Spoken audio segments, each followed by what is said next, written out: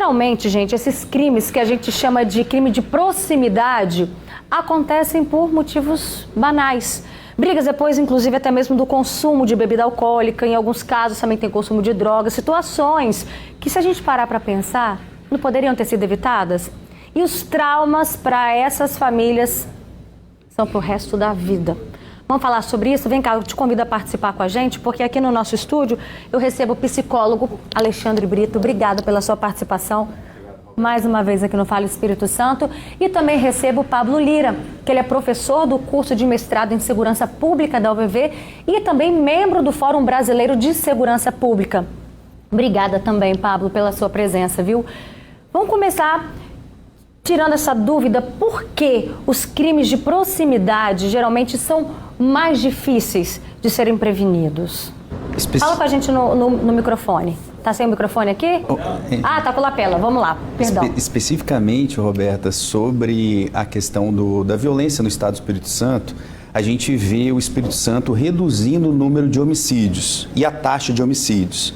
A maior taxa de homicídios no Estado do Espírito Santo foi no ano de 2009, 58 homicídios por 100 mil habitantes.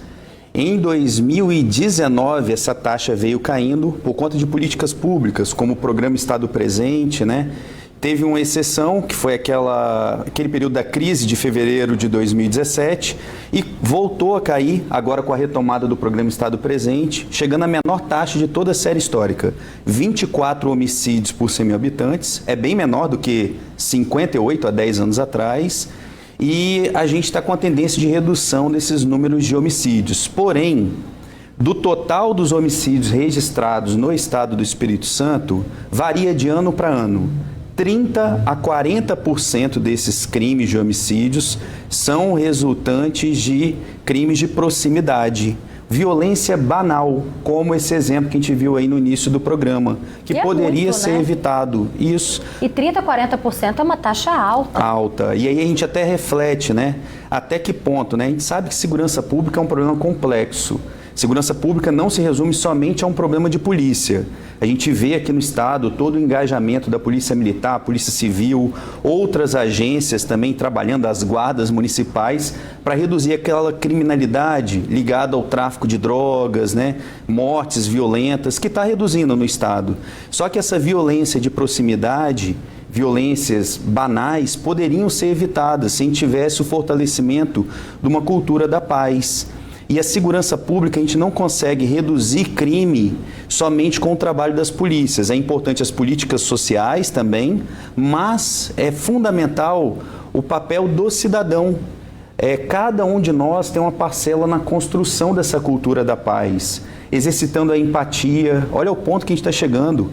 Pais tirando a vida dos próprios filhos, filhos tirando a vida dos próprios pais. Irmão tirando a vida de irmão também. Isso, é uma situação triste, banalização da vida.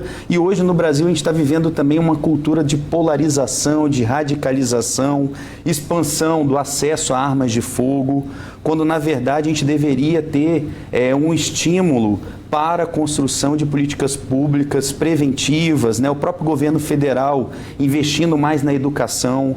A educação é um fator transformador para a gente virar a página da violência urbana no nosso país. O Brasil, por ano, é o país que registra o maior número de homicídios, em torno de 50, 60 mil homicídios por ano no Brasil. E aí, vamos refletir, 30% a 40% desses crimes são crimes como esse que a gente viu. Triste, né? E aí você usou um termo, você falou da cultura da paz, né? Isso nos remete, então, principalmente na educação de casa. Alexandre, por onde poderia começar e de que forma essa cultura da paz, para que a gente não chegue a extremos como a gente vem noticiando? Boa tarde, né? Claro, boa tarde, Roberta, boa tarde, pessoal que está em casa. E veja bem, nós temos sempre muitas dificuldades e conflito em qualquer convivência que a gente venha a ter. E na família a nossa convivência é mais estendida. A gente fica mais tempo com nossos familiares. Nós vivemos anos, não é apenas um dia ou dois, né? Então sempre vai ter o conflito. O conflito é algo que é inevitável. O conflito vai acontecer. O problema, Roberto, é quando ele evolui para violência. E veja bem, conflito não é sinônimo de violência. Você tem os seus próprios conflitos internos, nós podemos ter conflito na nossa posição familiar, na maternidade, na paternidade, na relação entre irmãos, com a escola, com a escolha do curso que você quer fazer na prova do Enem. Conflito não é sinônimo de violência. O problema é quando evolui para essa violência. E às vezes eu vejo que há um grande problema em nossa cultura. Qual que é essa cultura?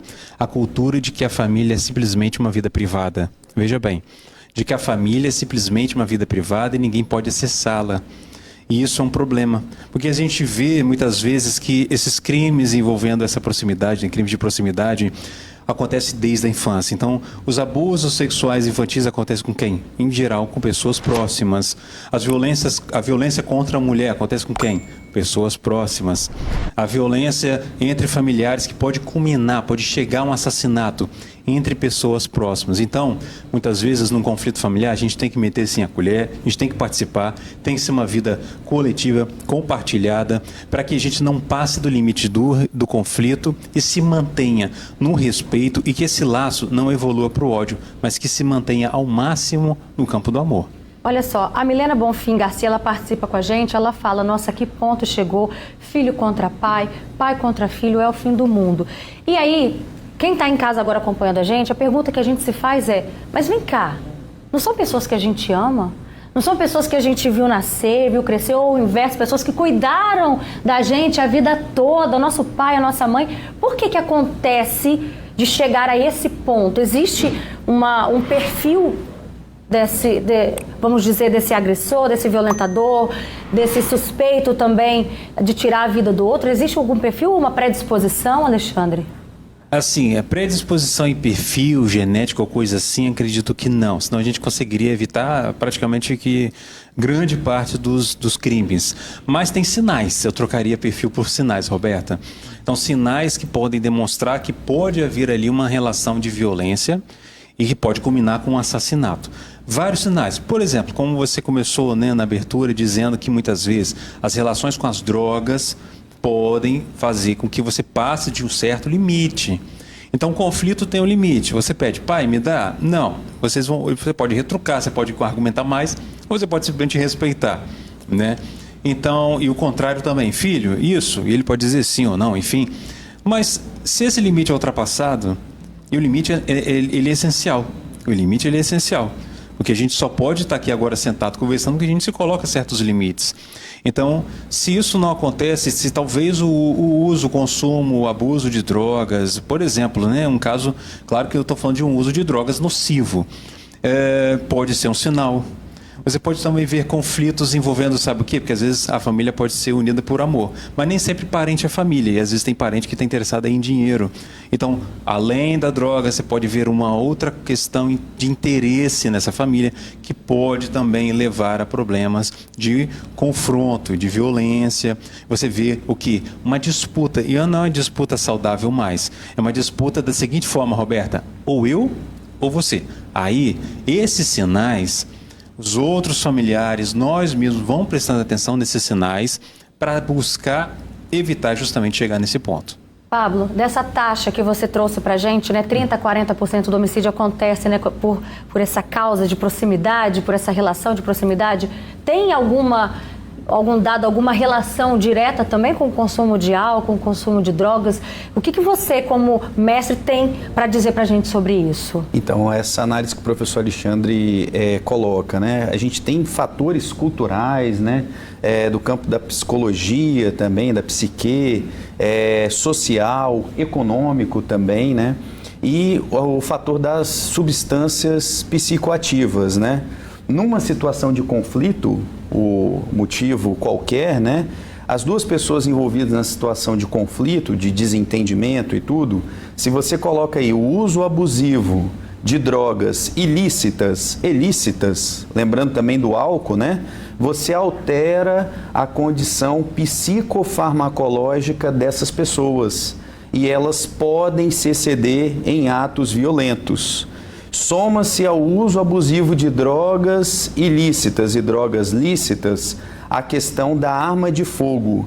Se você tem uma arma de fogo nesse ambiente de desentendimento, você potencializa esse desentendimento que poderia acabar numa via de fato ocasionar um crime letal, um homicídio, né? Então, são fatores criminógenos, né, que influenciam, mas como a gente falou, são várias perspectivas. A questão da cultura, o professor Alexandre lembrou muito bem, a gente tem que romper essa cultura de que briga em marido de mulher, a gente não mete a colher. Briga de marido e mulher, a gente salva a mulher. Outra também expressão equivocada que a gente usa, crime passional, né? O marido mata a mulher por ciúmes. Isso jamais deve ser considerado crime passional, porque quem ama não mata. Isso sim é um crime de ódio, né? Olha a quantidade de mulheres que perderam a vida nesse período da pandemia, por intolerância, a banalização da vida. A gente tem um levantamento do Fórum Brasileiro de Segurança Pública que aponta que no período da pandemia, que as famílias ficaram mais confinadas, né, aumentou no Brasil, de maneira geral, o número de violências contra a mulher. E são vários os sinais, como o professor Alexandre muito bem disse, né? Começa com um xingamento, uma violência psicológica, evolui para uma lesão corporal e aí pode ocasionar a questão do homicídio, que é o que a gente quer evitar, né? Preservar vidas e diminuir as violências, né? Eliminar essas violências contra a mulher, contra a criança, né? Num ambiente doméstico que é um ambiente nosso, enquanto ser humano, né? De maior proteção. E às vezes a gente vê esses crimes brutais nesse espaço aí de intimidade da família, que deveria ser um ambiente da paz e da alegria. Agora, professor, você também tocou num ponto muito importante que me chamou a atenção, quando o senhor tocou na questão da arma de fogo, né? Que a gente vê hoje um acesso maior, uma liberação, enfim. Mas muitos dos casos que a gente também tem relatado, essa história do pai com filho foi a pauladas, a socos, né? Também aconteceu um caso na semana passada do pai com o filho, que ele foi intervir na briga do filho com a nora, né? Essa história que a gente está aqui falando sobre a importância de meter sim a colher. Ele foi intervir que viu o filho brigando com a nora e aí acabou entrando nas vias de fato, né, com o filho. E aí a gente não sabe o que acontece na cabeça de cada um, pegou a faca e tirou a vida do filho. Enfim, né, a gente também vê as outras formas, não só com arma de fogo. Isso sempre existiu, igual a gente estava conversando antes, né, Alexandre? Parece que a gente está retroagindo. Essa é a impressão que eu tenho, né? Assim, em relação a essa atitude de matar, independente da forma. Se você recorrer, por exemplo, Roberta, aos mitos, como o mito de Édipo, mitos e vários mitos que vão dizer sobre uma morte na família, em que o filho mata o pai, mas mata o pai sem saber, ou em civilizações em que, para que o filho tenha poder sobre as mulheres ou sobre outras pessoas, ele tem que matar quem tem o poder, reis que o filho mata o pai para superar, né? Você vê que isso são civilizações que ultrapassadas, não cabem mais. São situações que não, hoje em dia, nós chamamos de civilização justamente o oposto disso. A nossa capacidade de lidar com nossos impulsos, né? Com os nossos lixos, vamos colocar assim, né? O que a gente tem de pior. Porque todos nós temos impulsos. Agora, essas situações a gente vê que infelizmente é uma degradação da possibilidade da vida em sociedade. É uma degradação da possibilidade da vida em sociedade, porque a gente não pode viver e tentar conviver, ou seja, viver junto, querendo simplesmente eliminar um ao outro. Porque isso é uma cultura que muitas vezes é simbólica. Você fala assim, você morreu para mim, veja bem, você morreu para mim. Isso é simbólico até então. E a gente vê essa cultura do cancelamento, vê a cultura da eliminação. Mas existem casos em que se passa ao ato, se age, se faz, se comete o crime. Então a gente viu isso, né, em mitos muito antigos e em civilizações muito antigas também. Então, às vezes isso acontece, eu acho que ainda é difícil evitar, mas tem como buscar melhores maneiras de prever, de prevenir, de tentar evitar essas situações. E agora, imagina como está essa mulher, né? No caso, a esposa do seu Oséias, que a gente iniciou o programa falando do caso dele, que o filho tirou a vida do próprio pai. Ela perdeu o marido, parou para pensar? E o filho agora vai ter que pagar pela morte do pai. Imagina a dor dessa mãe, imagina a dor dessa esposa. Uma família completamente destruída. E ela conversou com a nossa equipe, olha só. Eu tô sem saber o que fazer, sem saber. Tem problema no coração, eu não sei o que eu vou fazer na minha vida. Ele pegou, foi pra rua. Bom, anda normal. Quando chegou da rua, ele já chegou daquela situação, deitou naquela cama ali, bêbado, pronto. Eu tava deitada. A minha filha estava lá embaixo, de lá, na janela encostada. Aí eu só escutei na hora aquelas pancadas de quebradeira dentro de casa. Depois que ele foi pra rua, que ele pegou, que ele bateu no menino. Meu filho nas drogas, brigando mais o pai. E meu marido morto. E essas crianças, eu sei que eu não vou aguentar. Eu não vou aguentar. Que tristeza, né? E geralmente é assim, motivo banal. Principal caso, né, briga de família, quando acontece por banalidade. É isso. E as consequências, né? A gente solidariza aí com essa mãe, né? E agora você vê o desdobramento disso, né? É importante a gente parar, refletir antes de cometer qualquer ato, sobretudo contra os nossos familiares. A gente pensar que aquela situação de conflito é melhor, às vezes a gente até manter distância do familiar, que a gente tem um desentendimento, para preservar o bem maior da família, né? Os valores da família, a vida, né? O próximo, uma pessoa ali, imagina o pai, a relação com o filho, ver crescer, né? E chegar nessa situação agora, né? De uma violência brutal, né? Então está faltando muito isso para a nossa sociedade. É triste o momento que o Brasil vive, né? Onde a gente vê um estímulo à radicalização, a cultura da lacração, do cancelamento nas redes sociais. Isso chega a ser tóxico. Em pleno século XXI, as pessoas impulsionando, e às vezes representantes públicos, né, incitando o ódio, a radicalização, a banalização da vida. A gente tem que resgatar os valores humanos, né, de preservar a vida. A gente está falando do século XXI e estamos vendo casos de violência aí, ó, das épocas mais remotas da história. O caminho para a gente seguir reduzindo a criminalidade, reduzindo essas violências, é a construção coletiva de uma cultura da paz. E aí é importante poder público estadual, municipal, federal.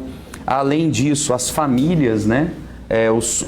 A supervisão dos pais e responsáveis dessas crianças que estão hoje aí, né, crescendo, os adolescentes, também o papel da escola, como a gente comentou, e também um fator muito importante, as instituições religiosas, né? Às vezes falta muito Deus no coração dessas pessoas.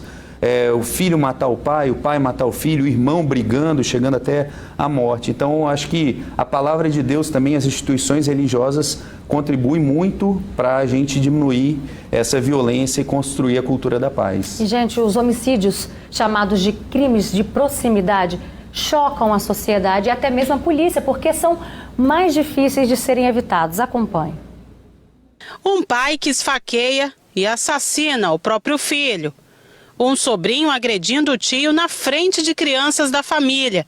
Um filho que, para sustentar o vício de drogas, bate na própria mãe de 72 anos de idade com um cabo de vassoura.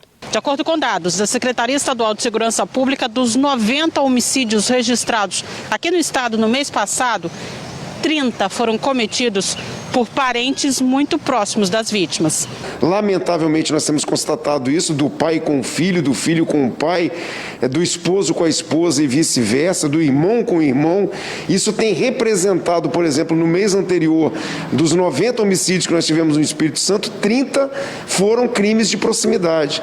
Então, assim, nos choca muito pela violência, pela cultura estabelecida no seio familiar, as reações imprevisíveis dessas pessoas, muitas vezes movidas por álcool ou por drogas ilícitas, mas também reações naturais implícitas a essas pessoas.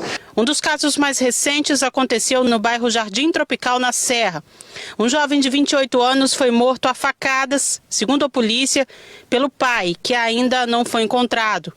O motivo do crime não foi divulgado pelos policiais, mas o suspeito de assassinar o próprio filho gravou um vídeo confessando o crime e disse que iria se entregar.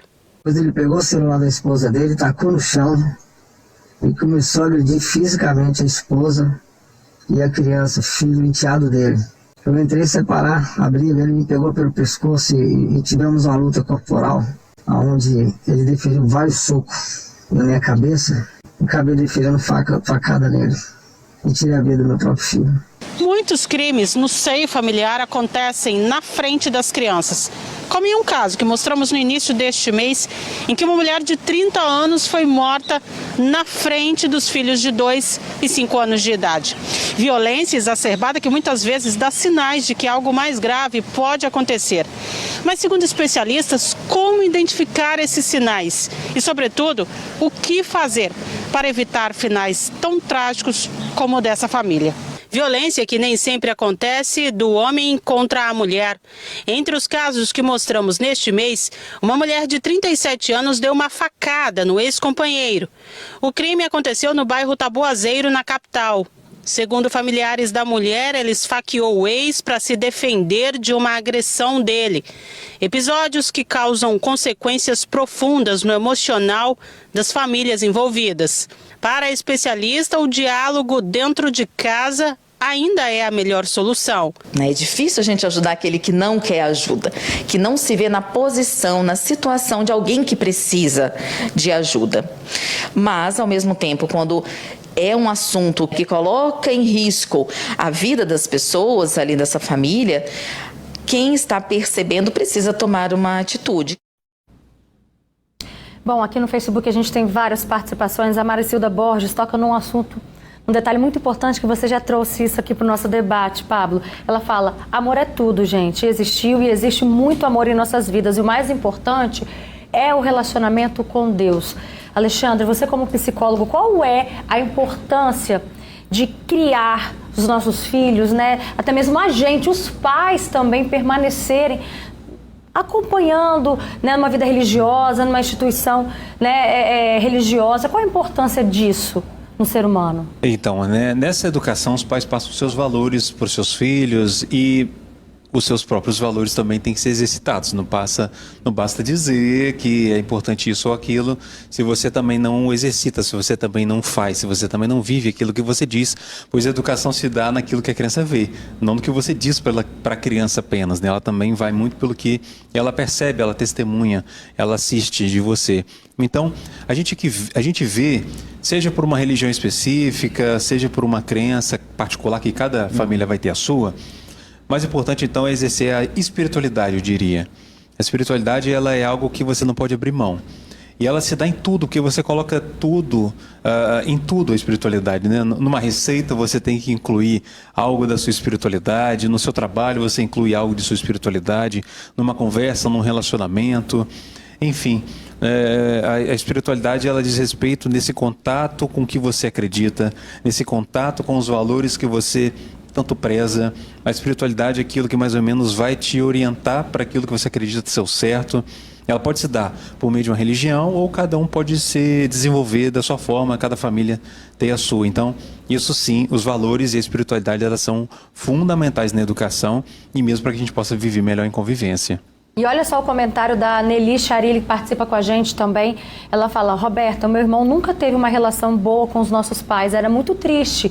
Quando a nossa mãe morreu, tinha pouco tempo que ela tinha voltado tinha pouco tempo que os dois tinham voltado a se falar, né?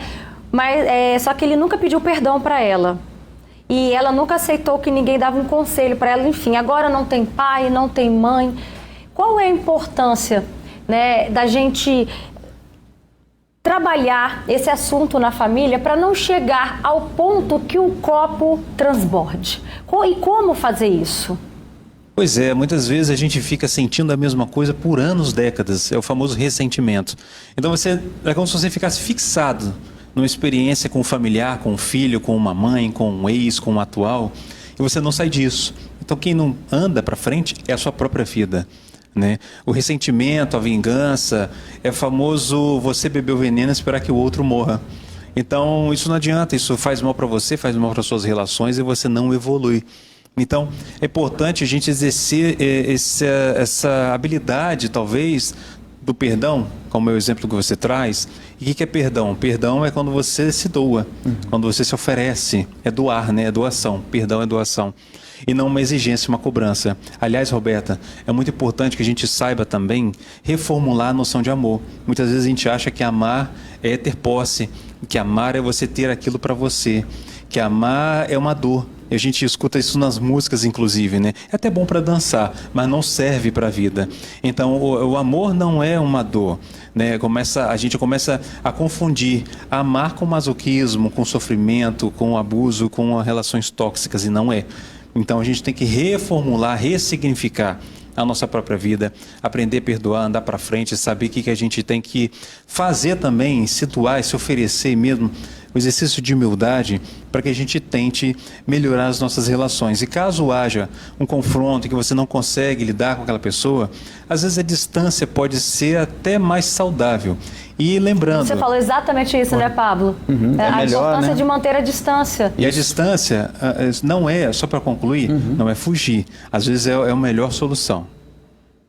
E nessa linha mesmo, né, Alexandre, a distância, você não consegue chegar num consenso, né, por conta daquela situação de conflito.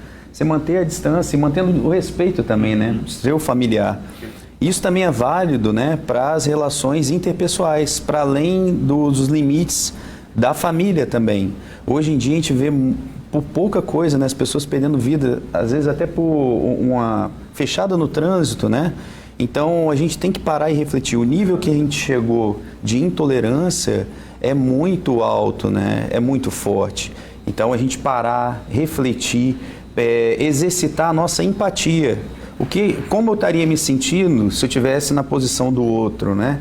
Fazer esse exercício e a gente evoluir enquanto ser humano. Se as nossas famílias, né, a gente sabe que a segurança pública, para a gente resolver o problema da segurança pública, não basta somente a atuação do Estado, né, do poder público. É importante a gente ter a nossa participação, a contribuição de cada um de nós, das famílias, instituições religiosas, associações de moradores, para a construção e fortalecimento de uma cultura de paz.